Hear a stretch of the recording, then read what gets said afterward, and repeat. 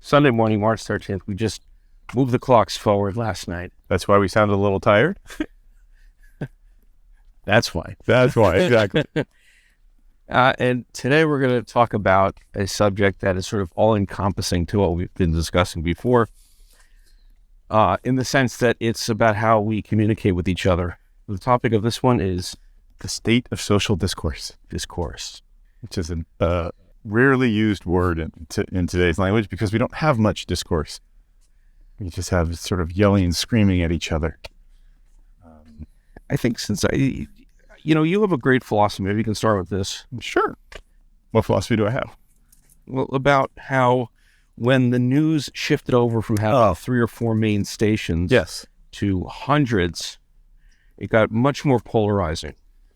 Well, I mean, I think we should look at or talk about the state of media is probably the best word over time, right? I mean, if you go, over, 100-year span, 500-year span, right? Because if you go back to before the founding of this country, well before the founding of this country, very small elite group of people were literate, very small semi-elite group to elite group could write, and if you look at Europe in the Middle Ages, it was monks who could write and religious institutions that maintained scripts by hand, and the ruling class of nobility relied on them to conduct business, and people were generally illiterate, and they got their news and their information essentially from the church or the nobility, and they had local town pubs or the public square and gossip, and information was highly siloed in these very, very small micro areas. And then slowly piece of information would be grouped to unify people. And then the first sort of communication technological revolution was the Gutenberg press. And that spread like information like wildfire. I mean, we sort of laugh at it today, where we say, we're used to sending an email across the planet in, 15 seconds, and we go, click, is it there yet? Is it there yet? Mm-hmm. But wasn't the first thing they printed on that press? It was a Bible. Yep. Right. And that was a revolutionary act because the church controlled the Bible. The church controlled interpretation of the Bible. And to be able to have information be distributed and interpreted by the vulgar people was against God, according to the church, right? And they had religious wars over the ability to do that. So the difficulty of social discourse is not unique to us. It's this ever-evolving thing. And if you look at our founding fathers, right? What was one of the occupations of Benjamin Franklin?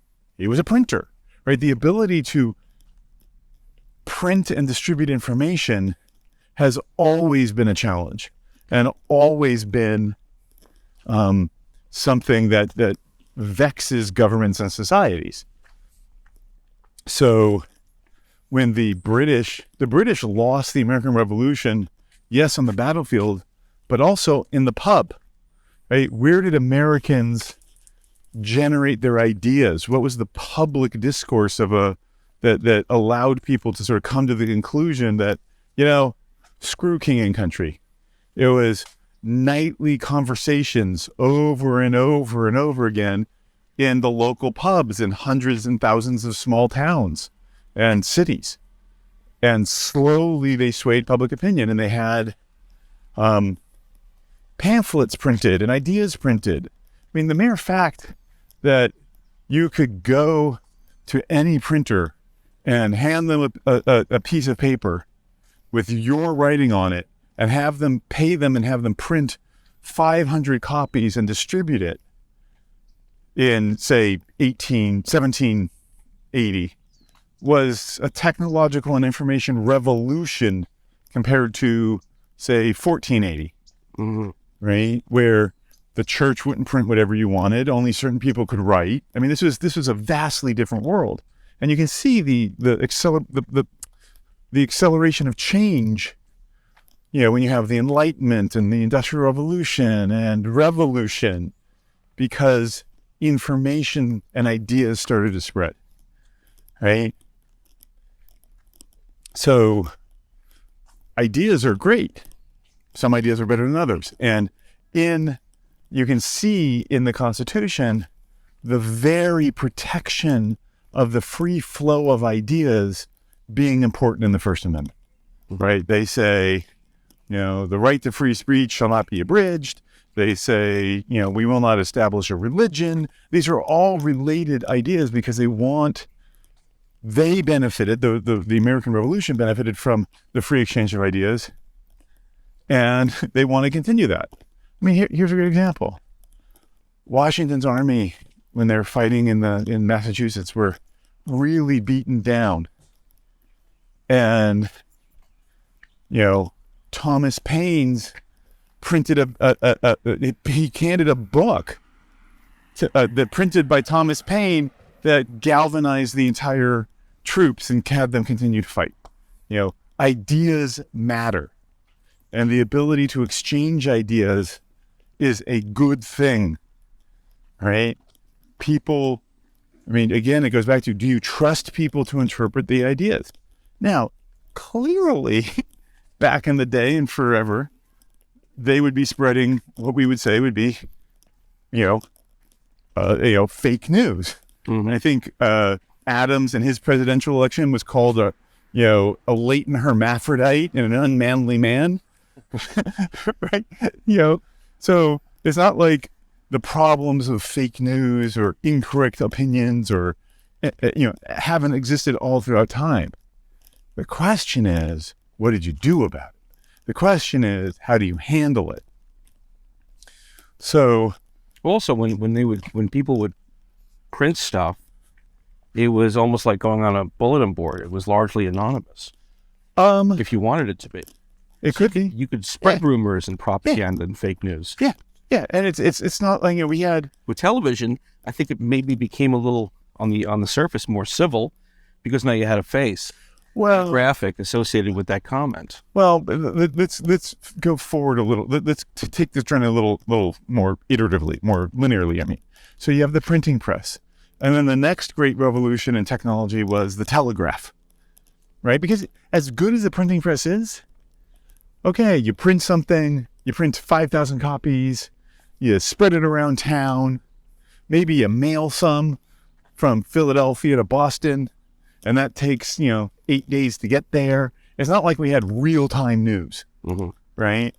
Information was still largely localized, but it could start to spread. It could start to move. And newspapers became incredibly powerful because they became sort of the local, widely read information disseminators. Mm-hmm. And however, when we had the Constitution being developed, we had an incredible debate about the Constitution called what we call now the Federalist and the Anti-Federalist papers, but they were opinion pieces written largely in newspapers. And they were written under pseudonyms, i.e. anonymously, but most people understood who they were. But to your point, it was, imagine having a giant debate on Facebook that everybody read. Everybody, about the most important political topics of the day. Now, we look at that and say, wow, that's really weird because it's such a limited subject matter. But they look at it and say, wow, we could get everybody reading basically the same stuff, which was unusual. And then comes along the telegraph, and now you can transmit basically Twitter-like messages across 1,000 miles in, 20 minutes. That's the next revolution. And that changed warfare. And that opened the country up. Because if I could communicate the desires of Washington, D.C. to Chicago, to Denver in an hour, it changes how governments run. It changes how societies work. And then from the telegraph becomes the telephone. So instead of having discrete messages, we can now have conversations. And that's why AT&T is called American Telegraph and Telephone. Mm-hmm. Right? It's the next layer. Telephone and telegraph or telegraph and telephone? Nah, whichever. I go telegraph and telephone. That's because chronological. Because it's chronological, but maybe I'm wrong. But it's the other way around. Yeah. Okay, fine. And then... Maybe it was telegraph. They added telephone, but they put it up front. Yeah. You had to get that stock price up. And then the next revolution is radio. Right? In World War I, they literally laid down wires to communicate from one trench to another. Right? They didn't have wireless communication. To them, to somebody 100 years ago, wireless communication and the wireless device was the radio. Mm-hmm. Right? And because you didn't need wires coming to your house. You could live in a non-urban area, right? You could live in the middle of Illinois, away from Chicago, 300 miles from Chicago. And nobody had to put poles down and string a wire to your house to get news and information. You just bought this little weird box and turned it on, and lo and behold, information came to you. Mm-hmm. And in real time, not time shift. In not real time, not delayed, exactly.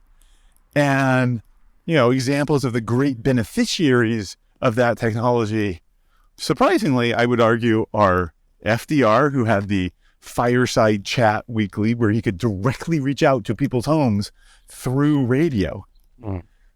Where no other politician before that really had the ability to do that. And he could create a personal relationship with people. And shockingly, Notre Dame football. Because Notre Dame football allowed their broadcast to be free for a long time. And therefore they could create, again, this personal relationship with a large group of people around the country. It helped that there were a large number of Irish immigrants, and Notre Dame is an Irish Catholic institution. But they could create that connection. I mean, why is Notre Dame football a ratings powerhouse? Because they spent a generation and two doing that. Yeah. Right? So we've gone from handwriting information to the printing press, right? To the telegraph, to the telephone, to radio. And then we add another wireless device, the television.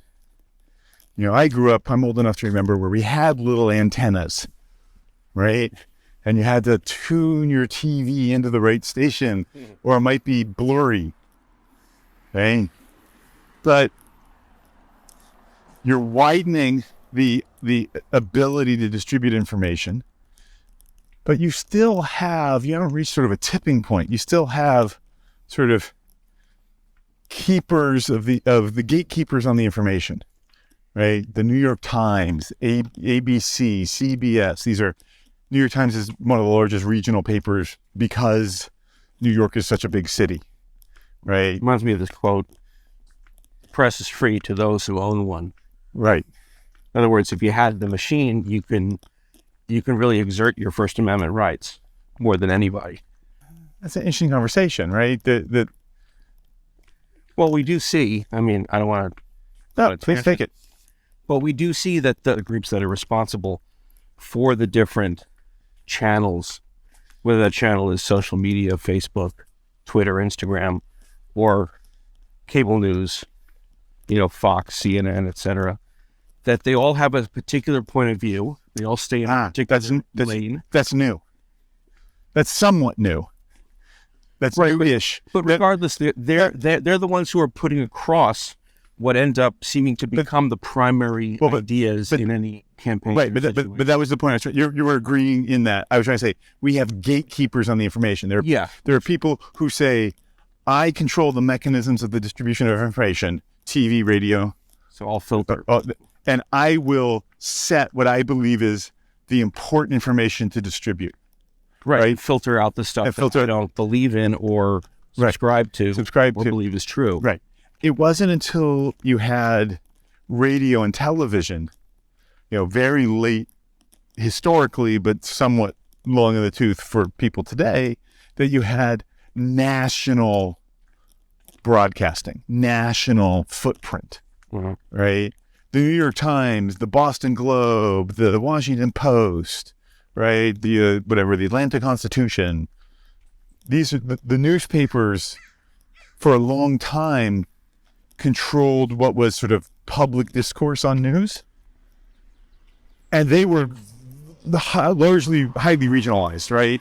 People in Boston didn't read the New York Times. People in D.C. didn't read the Chicago Tribune in general. So while there were filters on the news, or filterers on the news, and what was important, it wasn't a national filter. It was this very highly distributed filter, right?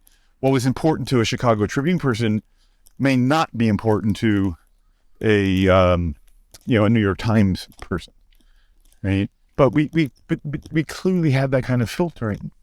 We clearly had that kind of filtering, right? Because we have an entire, class of people called yellow journalism and yellow journalists, where the idea was that they would color the journalism and they really promoted a particular narrative. So, and this happened in the 1890s, right? Early 1800s. Again, it's not like people haven't recognized this problem, but it wasn't as impactful. It was impactful, but it wasn't as impactful because the newspapers didn't have a national reach. What the LA Times wrote didn't reach New York. It couldn't reach it for 10 days to, send it across the nation. But then you have radio, which started being built out in the 1910s, 20s, 30s, really got going in the 30s, right? And then you started to have a national footprint for news, a national footprint for discourse. Then you had TV, and you had a multimedia national footprint. But still, I would argue, and this comes up to the original point that you make, is that there were only 3 or 4 companies that had that national footprint, that had the ability to reach the entire nation.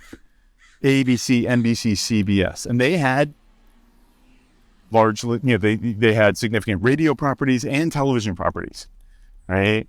So they've been in the national footprint discussion and control of news for a long, long time, right? And in that environment where you've got 2 or 3 people trying to 2 or 3 groups trying to compete for the largest share of the nation, national eyeballs and eardrums, they kind of have to try to be middle of the road-ish, right? Assuming that most people are in the middle socially and politically, whatever the middle is at that time. Right? That the middle political and social of the country is 2/3 of more of the population. Then it makes sense, if you've got 2 or 3 competitors, to not move too far one way or the other. Because if you become if ABC becomes the right-wing ideologues, then CBS and NBC can sort of be in the middle, and instead of going for the 5 or 10% that are way on one side, they'll get the oogie middle and split it. And so you had this interesting ebb and flow, but people in general got along a little more, because if you alienated people too much, it'd be a problem. Now, it's not like, ABC and NBC and CBS didn't have their biases. It was Walter Cronkite who, to the clutches of pearls of people, said Vietnam may be lost, right? And that pushed people on, their ideas one way or the other. The most trusted man in America. Exactly, right? They looked to him because he filtered the news and told it like it is, right? There was an elevation of what he said because of the position that he had. And then the internet happened and everything blew up and everything became disaggregated because the New York Times now is not a regional paper, nor is the LA Times, nor is the Chicago Tribune, nor is the Washington Post. Anybody, anywhere can get that information at any time instantly. That's the revolution of the internet, right? That you take whatever siloization of information and you destroy it. And as you pointed out, you don't need to invest hundreds of thousands and millions of dollars in equipment and printing and technology and staff in order to print and write things. You, as an individual or a small group of individuals, can create a blog or whatever, or now that it's come aboard, a Facebook page or a Google group or a WhatsApp group. Like, you can create any number of electronic media sources, YouTube, and produce your own television station, your own radio station, podcasting, your own whatever. And there are no keepers of the flame. There are no filterers of truth anymore, right? Now, ABC, NBC, CBS, legacy media, they want to be that, and they try to be that to some degree, and they do control it to some degree, but not in the totality that they did. And that technological revolution is causing a fragmentation in our culture and our population, right? Because if you don't like what the ABC, NBC, CBS are saying, it doesn't sit with you. You don't sit there and go, well, let me see what else they have to say. You flick the station or turn the internet channel or go to a different website and consume the information you want. And on the one hand, it's extraordinarily good, right? Information is highly free flowing, right? People, here's a great example. Matt Drudge broke a story about a president's sperm on a woman's dress, and nobody believed it. But he put it on the news because he thought it was right. And lo and behold, he was right. ABC, NBC, CBS, Fox, CNN, they did not, come out with this news. This little dopey guy with a website that was an aggregator for news headlines, He did. Right? And well, I guess at that point also there was a certain element of risk. It was more worth it for him to send out what might possibly be fake news, but he had a lead on it, as opposed to one of the big networks doing that and facing really, God knows what kind of holy hell. You think the big news networks face legal risk for publishing whatever they want? Really? Against a Democratic president who was doing very well at the time? So, possibly, yeah. What are they going to do? They're going to sue him? They've got armies of lawyers and billions of dollars. Listen, Matt Drudge is taking a far bigger risk. Well, he had no way to defend himself. This is the same CBS you're talking about that killed the story that became The Insider. They killed the story out of risk of lawsuits. Oh, you mean by the tobacco industry? Yeah. Sure. Okay. It could be far less threatening than our federal government. Or it could be far more threatening because they can act in a more private way. How does it look like if the federal government is suing a news outlet for reporting something on the president? Well, how does that look? I don't think really lawsuit as much as potential for embarrassment, loss of confidence from the viewership, loss of ratings. The Pentagon Papers ruined that. Right? The Pentagon Papers, where the Supreme Court said you can pretty much publish anything you want if it's of public interest. So, no, I think Matt Drudge was taking risk because of the size of his company, not because of what he was publishing. But the whole point is that some small guy in a basement can publish anything and get it to anybody. That's a revolution. That's unheard of in human history until now, until the last 20 or 30 years. And we're still dealing with the social dislocation that that new technologies cause. So what happens? Well, legacy media is like, that's fake news. That's just an internet site. That's not a real news organization, right? Mm-hmm. Tries to belittle the power and capability of these groups. And you do see a lot of sensational headlines. Sure. Mostly because these places are trying to put themselves on the map. Right. But like we didn't see sensational headlines with the National Enquirer? Oh, we did. Right. But it came to be known, but we never really took it seriously. It wasn't a source of news. It was a source of entertainment? Exactly. Oh, except when they, showed that the governor of Virginia or North Carolina was having an affair, right? And they caught Gary Hart. Didn't they catch Gary Hart, cheating on his wife? Right. Every once in a while, they, like a clock, they were right twice a day. Yeah. Right. Well, but for the most part, you can count on it. It was the rags you picked up by the cash register at the supermarket. Right. Exactly. But you're kind of making my point, which is there's always been a hunger for it. Yeah. For that sensationalism. But now anybody can produce it. And the problem is every once in a while they're right. Yeah. And it's really hard to tell when they're not. Especially when the quote unquote legacy media is wrong so often.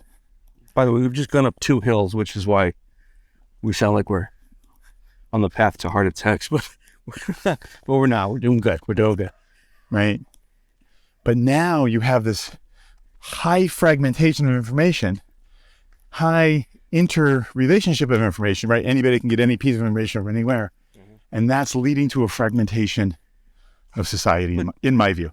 But you also don't know whether a story that has a potential for being sensationalist it's just not getting traction because it's not true, or if it's getting buried. Or not getting traction because the powers that be that control the media don't want it to be so. Yeah. And that's the problem, right? Because now the stations and the news outlets and the websites, because there's so much competition, they have to micro niche their audiences, right? Because more and more, you can't compete for the middle because there's so many people competing for the middle because it's so cheap to compete for the middle.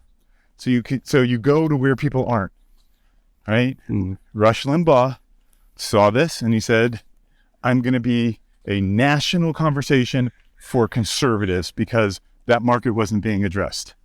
And then NBC came along. I'm going to be a national conversation for left-wing liberals. All very lucrative businesses. All very lucrative businesses, right?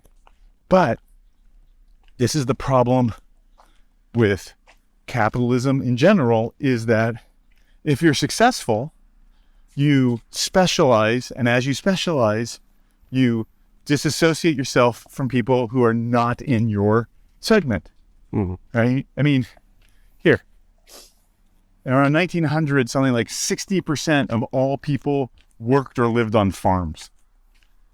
60%, 6 out of 10 people in the country. Wow. Now it's 2 out of 100. Right? After World War II, 60 or 70% of the people either worked for or worked directly for or worked for an industry, a company that contracted with the Defense Department. Mm-hmm. Mm-hmm. Right? Highly unifying. But now we're so successful, we're highly fragmented in jobs, in interests, and in media consumption, right? And that's why MSNBC vilifies Fox News vilifies MSNBC and CNN, the New York Times vilifies everybody that's not the New York Times, right? because you're part of my group or you're the enemy. Yes. There is no reason to be in the middle ground, which is why MSNBC viewers vilify Fox viewers and call them stupid and uninformed. And Fox News viewers look at MSNBC viewers and say, you're stupid and uninformed, right? Because there's an element of truth in both assertions, and there's an element of falsehood that each group can pick up in the other, right? Does Fox News push stuff more than MSNBC that turns out to not be fully true? Absolutely. Does MSNBC push things that are false or should be known to be false? Absolutely. Right? Because truth no longer matters. A shared ideal of information no longer matters.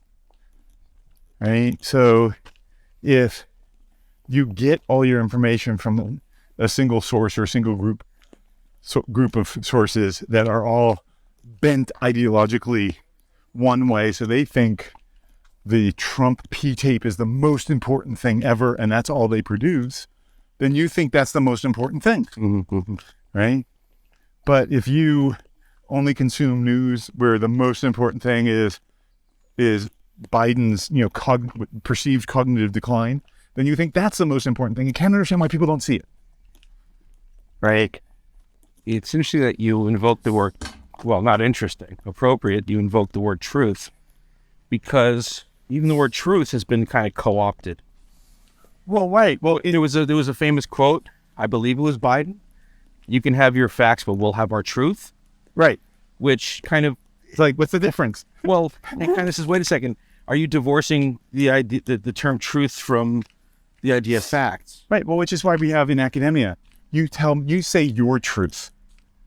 Like, what do you mean my truth? Either what I say is true or not. It used to be called point of view, right, or opinion. It could be point of view or opinion, right? And that's what makes history and political science and the humanities, it used to make them such fascinating subjects, because you had to sit down and think about what was important. Right? What is the importance of history? What fact is important? Right? Not, well, I have my truth and you have yours. Right? So here's a potentially controversial but interesting example. Slavery, horrible. Absolutely horrible. Black people suffered, absolutely, no questions, horrible, horrible, horrible. Cannot say how horrible it was. But it was also right-wing white Christian fundamentalists in the North who died en masse fighting to end slavery. Both of those facts are true. And there's no way to get around the fact that both of them are true. So for one group to say, well, it's really, right-wing Christian fundamentalists that, made the world better, and that's the most important thing and nothing else matters, that's not fully the truth. And to say, well, because there were some right-wing Christian fundamentalists in the South that supported slavery, right-wing Christian fundamentalists are bad, and the suffering of slaves is the only thing that's important, that's not fully true either. Right? The world and history and society is more complicated than those simple ideas. It's much more like a tapestry where each one of those ideas is a thread that makes up the tapestry. Right. I mean, the picture is more complicated. But is it possible that we're learning these things first as school children? So it has to be kind of delivered in a very simple context. And then second, a lot of us don't, unless you're a history major or unless you have a very aggressive curriculum in higher education, you're never really circling back on this stuff. See, you're essentially hearing what you learned in, third grade, and that's how you're maybe chunking or compartmentalizing that piece of history. I agree with you wholeheartedly. You can't expect, a college grad working a retail job as a barista to have a fully subtle understanding of every historical aspect of the Civil War. Like, I agree. However, in my view, it also means that you shouldn't have national television people on The View and Whoopi Goldberg saying things like, it's just right-wing fundamentalists. Like the complexity of the issue should be recognized at the national level.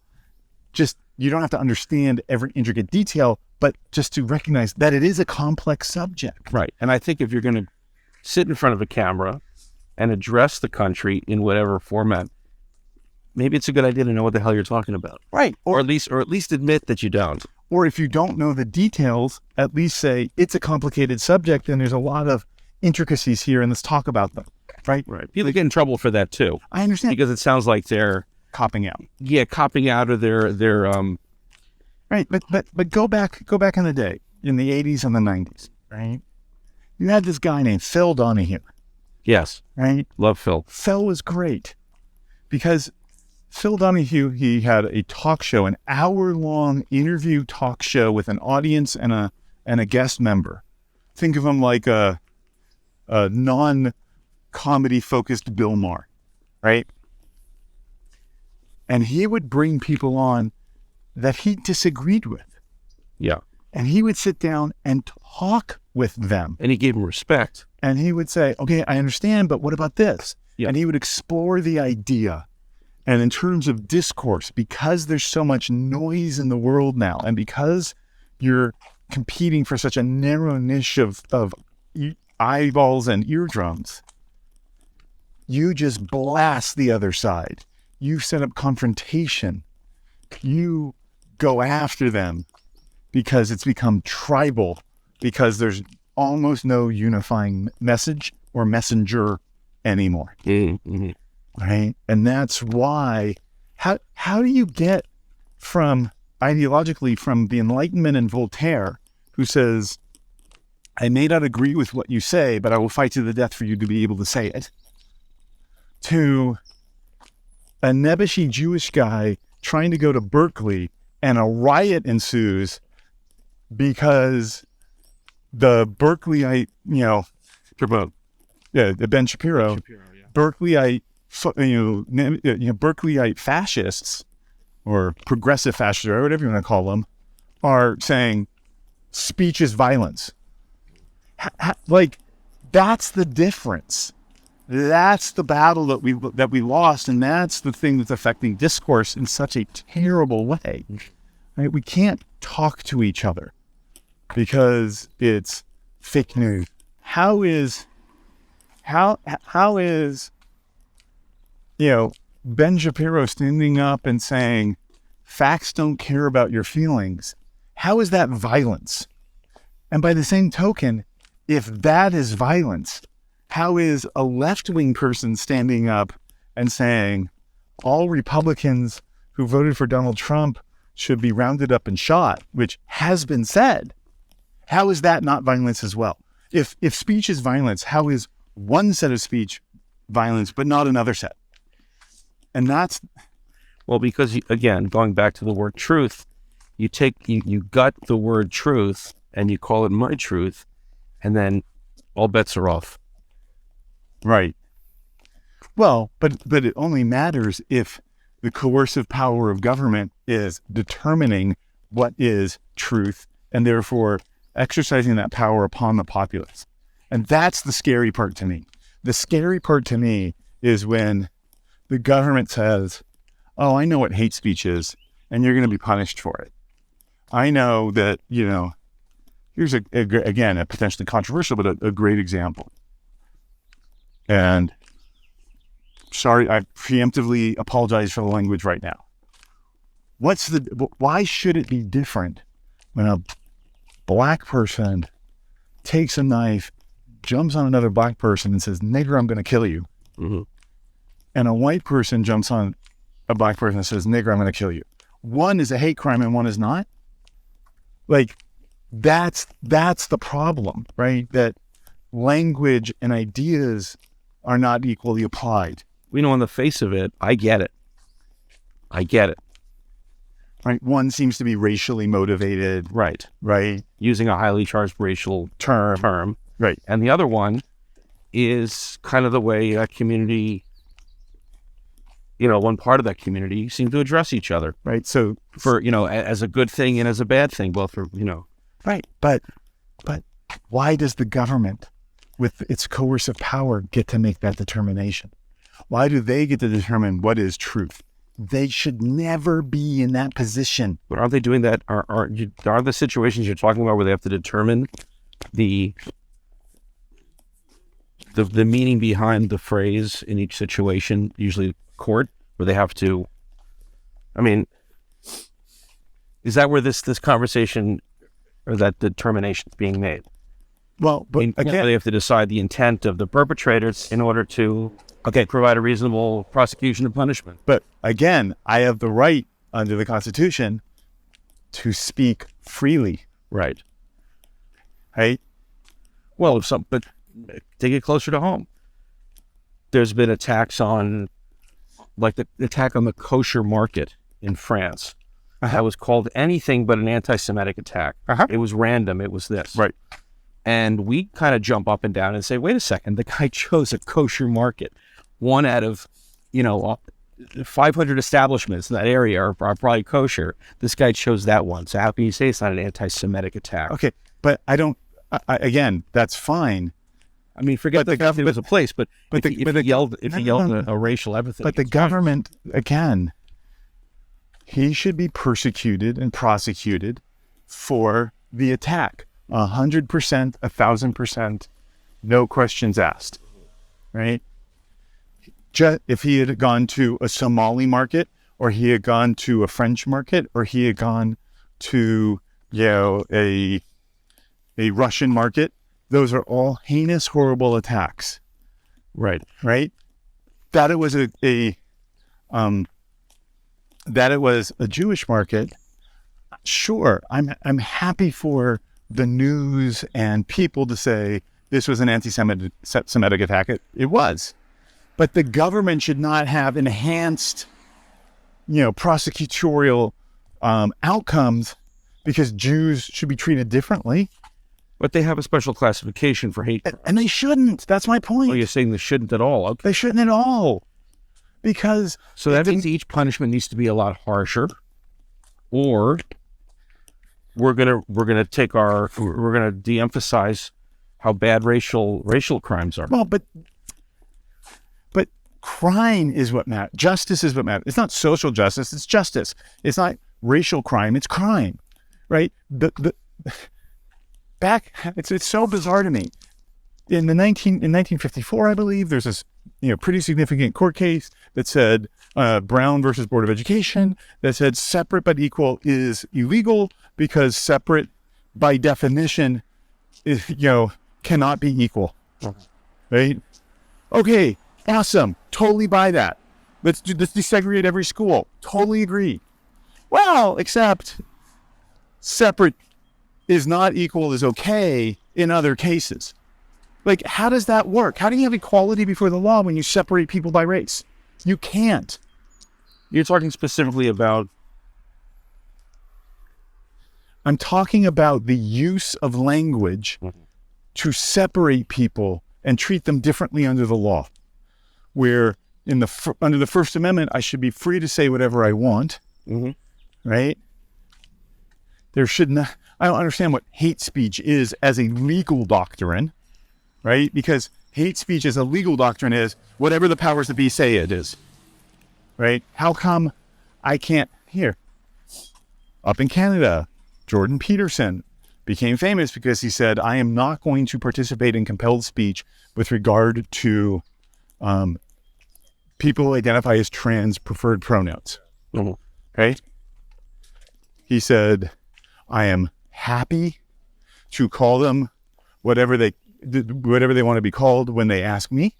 I am not willing to have the government step in and tell me under threat of penalty what I can say and not say. But I have to say. Right?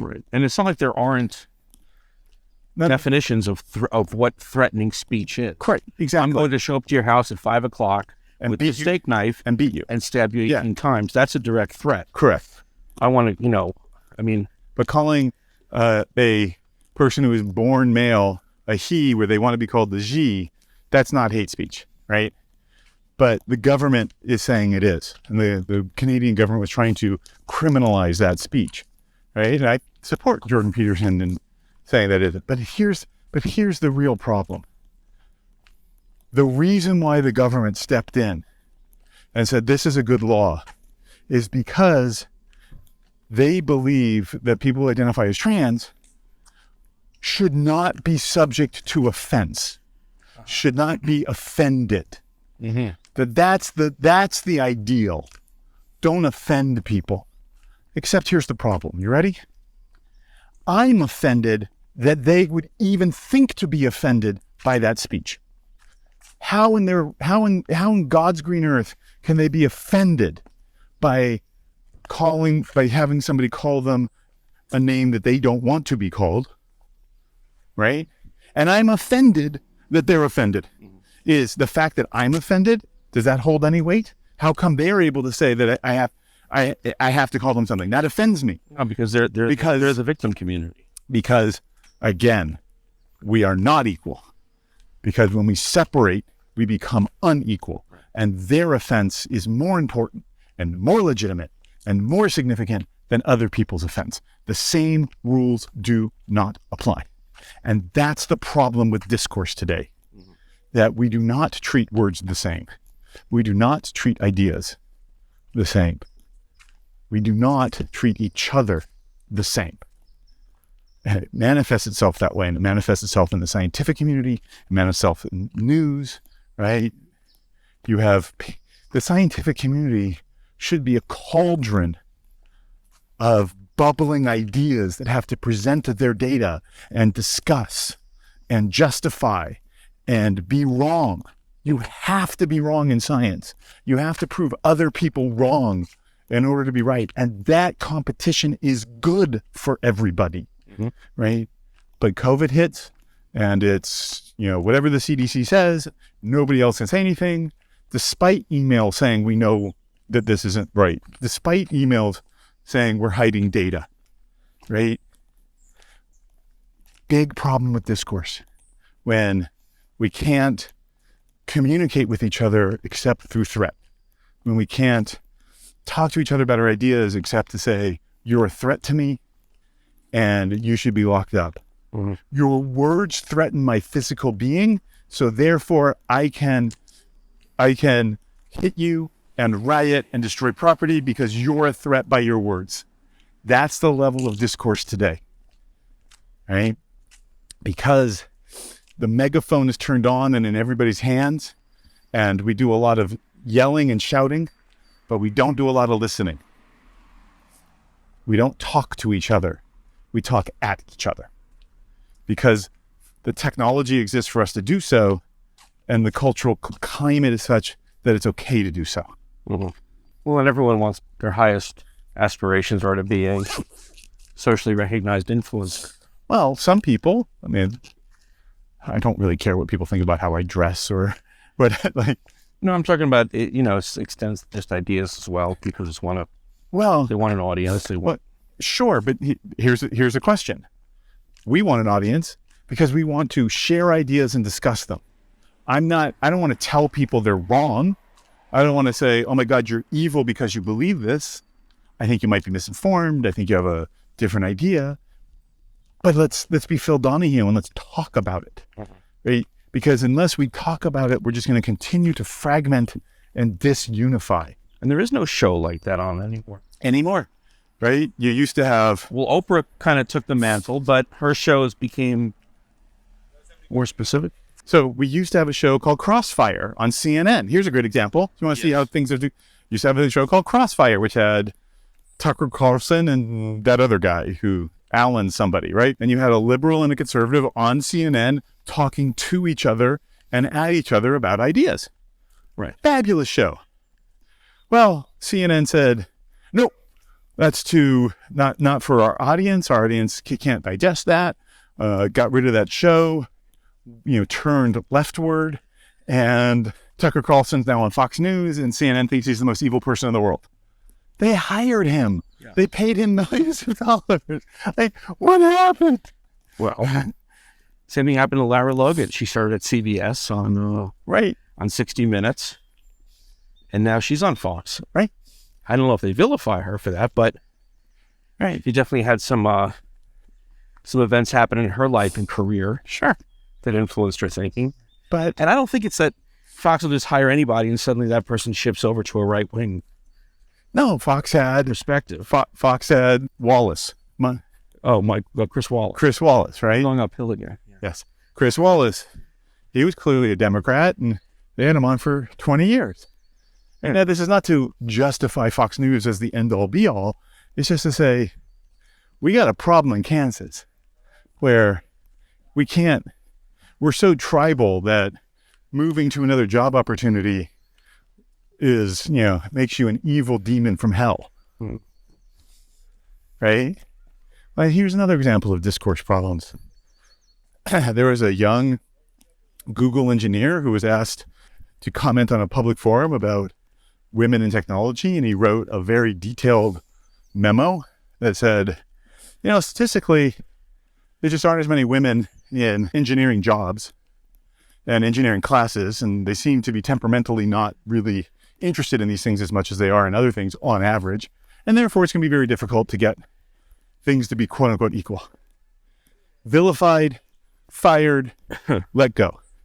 Except, in the last 2 weeks, the CEO and the head of HR went on a news outlet and said, women seem to not apply to these jobs as much, and they don't seem to have much interest, and it's just hard to hire them. Completely justifying everything that he said.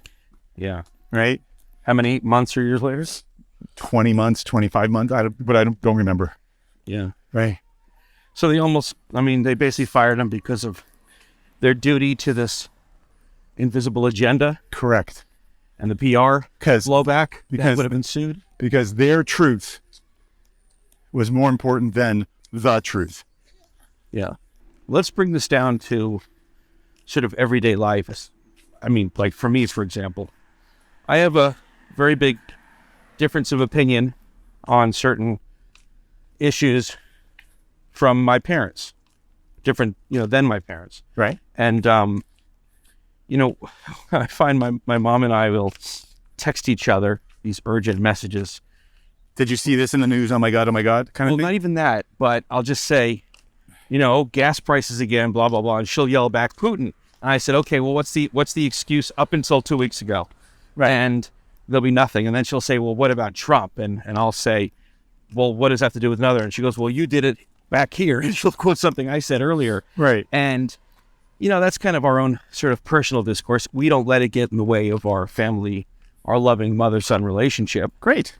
And she keeps waiting for me to come around. I keep waiting for her to come around. But I also, taking some of your advice, actually, when just started speaking about issues and not personalities, we find that we fundamentally agree on the same things. Right. At their core level. Sure. But there are certain, idiosyncrasies, eccentricities, biases is probably largely what it is. That kind of, we only see things through a perspective. Which is normal and natural. Right. Right. Your life experiences color your view of information and ideas. 100%. Right. And then it comes down to, well, I think every one of these conversations where we actually agree on something ultimately comes down to, well, let's see what happens next, or the country's still evolving, or the issue's still developing, or that's still being worked on. So you agree to disagree until you get more information. Right, which is a way of kicking the can down the road. Okay. Yeah. And keeping the peace. But, but what I'm also saying is that part of our texting arguments, I won't call them a war, is that, I'll send a piece of video from this source, she'll send a piece of video from that source, I'll discredit her source, she'll discredit my source, and I'll say, well, look at the facts, and she goes, the facts haven't been proven. And then 2 weeks later, in some cases, the facts will have proven themselves, and I'll circle back on it, and she'll be on to the next issue. Right. And that is a function of the whole thing we're calling discourse. Right. The the plethora of information and being able to find a source that justifies your position. Right? But not just that. So The timeline from when a rumor or a conspiracy theory is proven true is often greater than the news cycle, and therefore not as relevant or important 2 weeks later when that shell-shocking news has been released. Yeah. Now it's more blunted because the truth, right? A lie takes but an instant to travel the world. But it's not just that. The truth hasn't gotten its pants on yet. He's the half of that thing. Exactly. Exactly. And the fact is, once the truth gets its pants on and gets out there, so the lies already colored the situation. So the truth is not as powerful as it would have been had it been available in that moment. And this is the problem with the plethora of communication, right? The lie gets out there, it gets spread and respread and disseminated. Then the truth comes out, but you've got this wall of published articles and videos that have the incorrect information, whatever it is. So here, my advice is a couple fold. One, you should only have conversations with people who are basically saying, I'm willing to listen, right? If they don't want to listen, don't have the conversation. So if anybody you talk to is like, I don't want to hear you, like, all right, you don't want to hear, fine, don't talk. I'm not going to argue with you because you're not going to get anywhere. The second is to have an a priori conversation about, okay, on this subject, what is the important factors that we need to prove out, right? You know, and what sources of data do we think are valid, right? Do I think that the Biden press secretary's spin on economic numbers is valid? No, she's spinning, right? I want to go and look at the U.S. Fed's actual raw numbers, and let's talk about the raw numbers because those come from the source. So let's agree that if we're going to talk about economics, we're going to go to the source and we're going to talk about it, right? And therefore, you're not having an argument about whose opinion is more important. You're saying, okay, let's talk about what facts do we, before we talk about what the facts are, what facts do we want to be important, right? So when you can talk, therefore you define the argument before you have it. So if you talk about gas inflation, right? You say, great, what's your starting point? Let's agree on a starting point to look at this. Let's agree on a metric to talk about, and let's talk about it. And then you don't have that, well, 6 years ago this happened, 12 years ago, and it lowers the temperature, right. Hopefully. But I think also at the same time, it disqualifies 95% of the people from having any real conversation or discussion about it because they don't have a grasp of the facts. Well, but the facts they have might be skewed. Well, but except or they're making stuff up. But that's the point. You eliminate the information flaff. You say, look, we'll go look at AAA's average gas prices over the last 10 years. That's going to be the metric we're going to use, right? Mm-hmm. We're not going to use, I drove down to my gas station and I saw this number, right? That's not a valid data point for our discussion, right? Agree on what data is valid and important. Okay. Because then you're not having, well, but this guy said that and this guy said that and then you're not yelling at each other about the data. Mm-hmm. You're actually looking at the data. You're actually looking at... But there are different ways to interpret data too. Well, interpretation is the discussion, not what the data is. Okay. And right? There's context. Then there's context. Then you're having a different discussion. Right.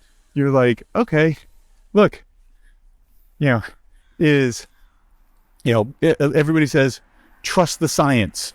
Mm-hmm. Like, okay, let's talk about that. I'm happy to trust the science. Which scientific group holds the power, right? And why? And therefore, before you even talk about transgenderism or same-sex relationships or COVID or whatever, you're saying, well, is the Lancet the arbiter of truth? Is the CDC the arbiter of truth? Is, any group of 1,000 doctors that say something the arbiter of truth, right? There's always... Well, but a lot of these conversations end up back at the Constitution, Sure. and the Which they should. founding fathers. Right, they should. But now, like, for example, I sent you a link, I couldn't believe it, where someone was saying basically we should throw out the Constitution. It's trash. Right. I mean, And here's my pushback to him. Awesome. You want to throw the Constitution away? I'm totally in agreement with you. Go get either enough states to ask for a constitutional convention or enough people in Congress to ask for a constitutional convention, and let's have a constitutional convention. There's a mechanism to do the very thing that you want. I'm happy for you to try to exercise it. I agree with you. You have rights. Let's go do that. Right? Mm-hmm. And then what's his point? Well, but that's not fair. No, his point is that'll never happen. Right. Because our country is systemically this way or that way, and it'll never happen, and we're stuck in the mud. We need a fresh idea. What he basically seems to be saying is, let's just throw it away, and I'll decide. Right. I'll be a fascist, and I'll kill people who disagree with me, and I'll not in the beginning, though. At the beginning, no, I'll right. get everyone on board. But that's why. But if you get everybody on board, then you can have the Constitutional Convention and do exactly what you want. So you can't have it both ways. Either your ideas have merit, and you can get what you want through the mechanisms that we want, or they can't. Right. And you have to have revolution. Right. So again, what do you want? What conversation do you want to have? What discourse do you want to have? I'm happy to have the discourse with this gentleman and say, I agree that you should have the right to say asinine things like the Constitution is a piece of trash. I support your right to say that. I support it so much that I support your right to call for a Constitution Convention to ask that the Constitution be completely wiped out and whatever vision of what you want be put in. That's awesome. I think that's what makes this country great. You go do that. Yeah, because there's a mechanism in the Constitution to revisit the Constitution. Right, both writ large and on an amendment basis. 100%. Go do it. I support you. God love America. God bless America. But he's going to say, well, now you've caught me in this cyclical thinking, which is now I have to use the Constitution to revamp the Constitution. And what I'm telling you, playing devil's advocate, of course, is that we should just trash the Constitution and start from a blank piece of paper. And there are about 100 million gun owners that would say, go ahead and try. And that's why the Second Amendment exists. Because we do not believe in government by fiat. We do not believe in totalitarian, dictators coming in and telling us how to live our lives. There is a mechanism to change our lives. We support it. And if you don't like it, too effing bad. Mm-hmm. Right? If you want to bring the Constitution down, go for it. But suffer the consequences when you reap the whirlwind.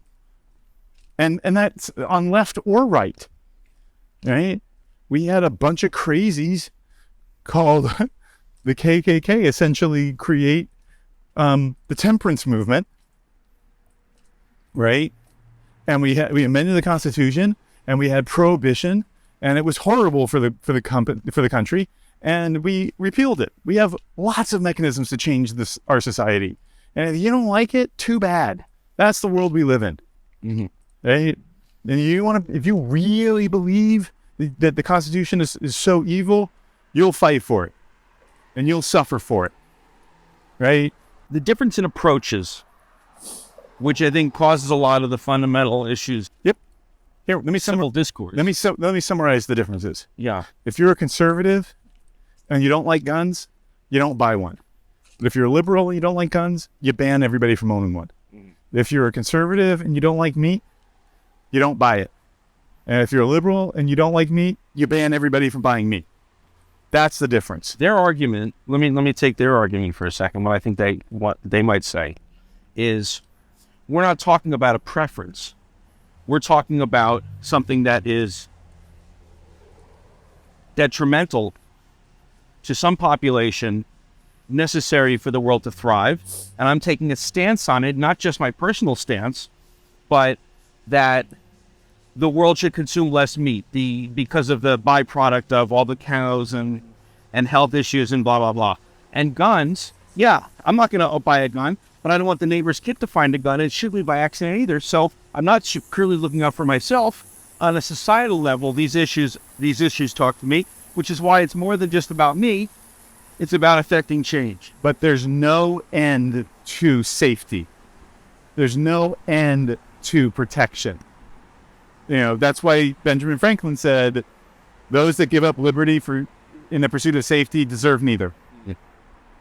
Right? Because if safety is your goal, don't be American. America was not founded on group safety. America was founded on individual liberty. It's as simple as that. Right? We didn't say we hold this truth that society should be safe from harm. We said we hold these truths that all men are created equal. They should have the rights to pursue life, to have life, liberty, and the pursuit of happiness. We were founded on individualism. We were founded on individual rights. Our Constitution is not built for people to give up essential liberty to protect everybody else. Oh. Now, should we do things to protect people? Yes, of course. Right? But that's not the intent of the country. Right? If you want to be safe, here's safety. Are you ready? Don't do drugs. You want to not be poor? Don't have babies out of wedlock. Can the government make sure that no babies happen out of wedlock? Because that would really reduce poverty. Is that okay for government to do in the pursuit of benefiting others? I mean, homosexual men die at much earlier ages than heterosexual men. Is it right for people to say you can't engage in homosexual acts because I'm trying to save your life? No, it isn't. But the people who want to ban guns and meat and energy and things like that only want what they want government to do. The principle doesn't apply equally to people. Mm-hmm. It applies to whatever they want, because what they really want is power. And just as they don't trust people to have guns because they think people with guns will do bad things, many people don't trust government because the same people that they don't trust with guns are the same people I don't trust with government power. So again, if one person's offense matters more than the other, it's the same example. One person's distrust matters more than the other. And when we don't treat each other in that equivalent way, bad things happen. And that's why we're fragmented. And that concludes today's upbeat look at humanity. Wow. Goodness. Yeah, why don't we? So what's just quickly, let's see if this works. What's the prescription then? Because everyone is an expert in their own niche. Everyone has their own lane or their own frequency that they're listening to. Yeah. Subscribing to. Where do we go from here? How do we unwind this? Yeah. So, or can we, right? Or mature past it? So change starts with the individual. And people on left and right and center have to be open enough to listen to the other side, to engage the other side, and talk to the other side. Right? We can't be in a common space unless we find common ground. Right? And you can't find common ground unless the environment is such that both sides can talk. So allowing parents to talk to school boards who are doing things that they feel are wrong, allowing people to post videos that other people think are wrong, allowing people to post messages on Facebook that they think are wrong. That has to happen for people to talk to each other, to find this common ground, to be in a common space. Right? And it's interesting that it's just not happening. And it's the quote-unquote tolerant liberal left that is foisting much of this regulatory and legal and actual information intolerance. I, as a libertarian, I want the National Enquirer and the New York Times and the Fox News and CNN. I want everybody to be able to have their say. I don't want to ban people. I want that marketplace of ideas. Yeah. But if one side doesn't agree and one side says only these news stations and only these people and only, you can only say these things or you'll be fired, then that's the rules. It's just tough to be a smart consumer in a vast marketplace of ideas. It is. You don't have the time to shop. Agreed, which is why the gatekeepers act as the proxy for you. But you have to trust them. And this is why America is an individual. At the end of the day, it's up to us. At the end of the day, it's up to us to be informed. It's up to us to carry out our will. It's up to us to vote. It's up to us to act. I am all for, you don't like McDonald's and what they said, don't go to McDonald's. Punish them for their ideas. That's fine.